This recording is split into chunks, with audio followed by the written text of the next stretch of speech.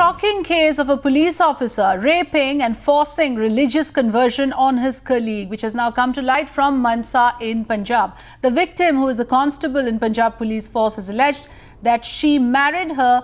In fact, he married her despite being married already.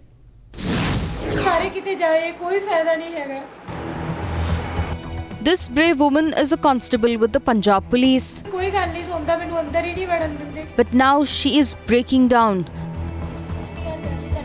after being allegedly raped and forced to convert to another religion. But what comes as a shocker is that the man accused is a police officer himself. The victim, said to have been raped, physically abused and forced into marriage by Manjeet Singh, the SHO of the station she was posted in. The victim also said that Manjeet Singh is already married. ये नवंबर 2011 से मुझे sexually harassment कर रहा है और मेरी बहुत ही ज़्यादा मारपीट भी करता था और वो ऑलरेडी मैरिड है, उसकी वाइफ है, उसने कोई तलाक वगैरह तो दिया नहीं है, उसने मुझे झूठ बोल के मैरिज की है.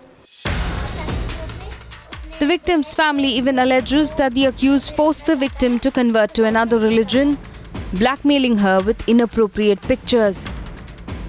SHO ने धोखा किया, इसको अपने घर ले गया, इसकी फोटो खींची, इसको कुछ मिला के पिला दिया, तो फिर जी बस इसके साथ बलात्कार किया गया. बोले आप धर्म बदली करते हैं, तो फिर मुसलमानों वाला धर्म धारण कर लिया.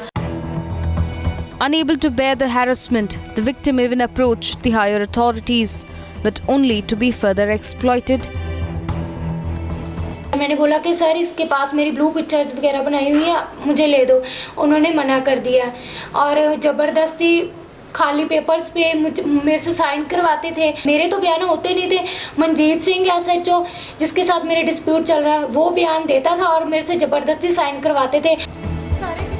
And forced to compromise.